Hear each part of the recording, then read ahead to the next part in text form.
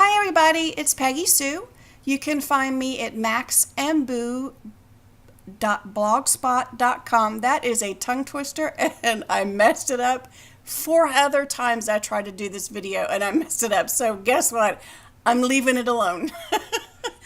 Okay, so I wanted to share with you guys my most recent journal. It is a Valentine's Day themed journal, and it is actually for a swap on a Facebook group that I belong to. This one was super fun.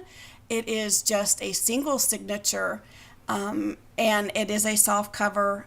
And I have been doing for holidays. I made a handful of double signature, like hard type covers, and this one was such a refreshing change. So anyway, here we go. I made, of course, a little tassel to go with it. I've got I don't want to freak the camera out, but there are some bead charms that I did and tied it up. This being basically not a spine really per se, I needed to figure out how to attach the charms. So what I did was I just looped embroidery floss, DMC, through the spine before I put the lining on the inside so that I could actually hook it. And if it bothers the recipient, she can, of course, take this off. This one is my copy. I get so attached to them when I'm making them that I cannot just make one and send it. I actually have to make two. So I make one to keep and one to share. This one is basically like hers. There are a few minor differences, but anyway, this is blue stripe ticking that I picked up at Hobby Lobby years ago, and I love ticking. But the image I found on Pinterest, and she is just the cutest little thing. Loved it. And these are some sea beads, Japanese glass sea beads that I sewed into the doily before I put it on. This is actually a scarf that I picked up at an estate sale, and I ripped it and used it for the back, and there's some tulle on here, and I used the same scarf pieces to make the tie. So let's open it up and see what we've got. Now, I will tell you that I like to leave a lot of blank area to journal, to actually use it to doodle or add pictures or what have you. I love using my journals, so I tend to leave a lot of open space.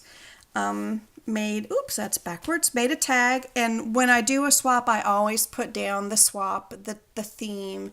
I'll go back in when I receive her swap, and I'll add her name to it if she had not, just so that when I'm looking at it down the way, excuse me, please, I'll remember the details. I made some homemade paper clips to go with this journal as well. This was a plastic button that I cut the shank off of and just added it to cardstock with a glue gun. And I've added them throughout. All of the images that I have, I found on Pinterest, and I printed them on regular copy paper, and I backed them with coffee stained paper as well, so that there's space to write. It gives it the crinkle sound, which, admit it, we all love the crinkle sound. And you can journal on the back because of it. So there's that little guy. I thought he just made me giggle. This is 2 die cuts that I have, and I added a little snowball bling. It was actually for Christmas, but I thought it was just too cute to not put there. So, and I stamped on some pages and added some fabric and lace elements to others. Some of these laces I received in estate sales, or I purchased in estate sales. This is one of those. This is the first time I've ever added just a floppy doily to the journal. Here's some washi tape, some stamps. I add 99% of what I add into a journal, I end up sewing. I don't know why. I'm a sewer anyway.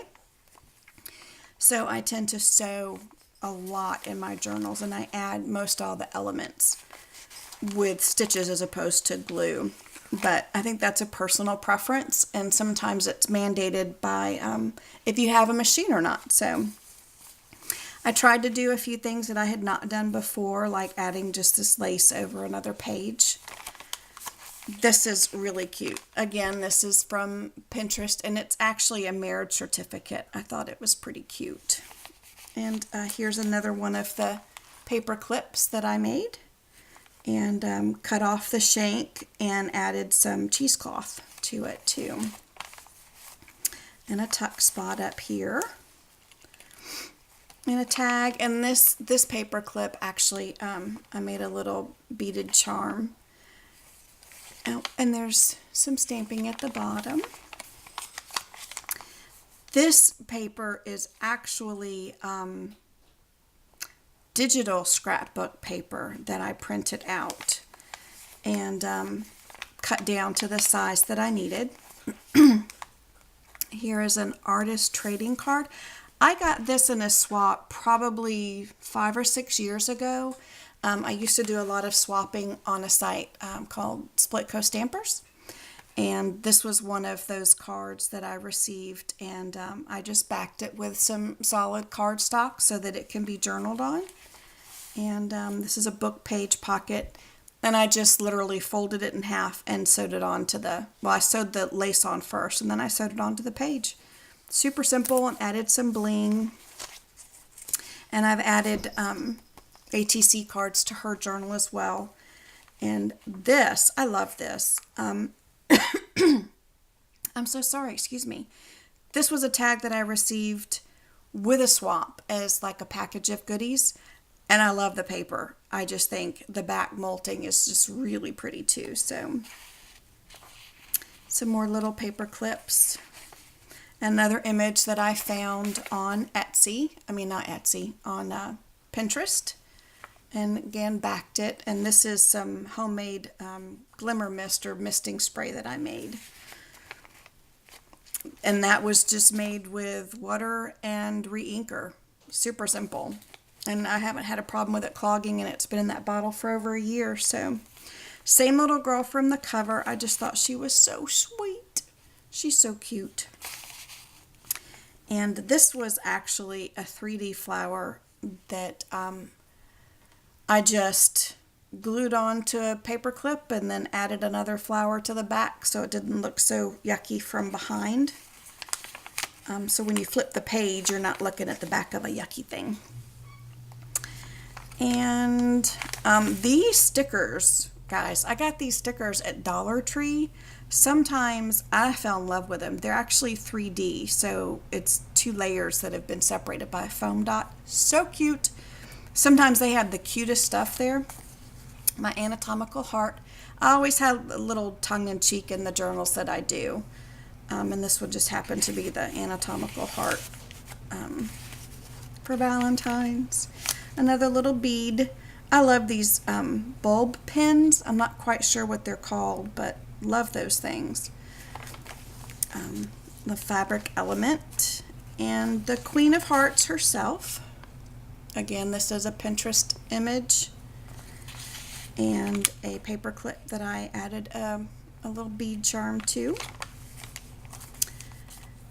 And again, like I said, lots of open space for journaling. And this pad, you know, I'm sorry, I don't remember where I got it from. But it was a pad just like a memo pad.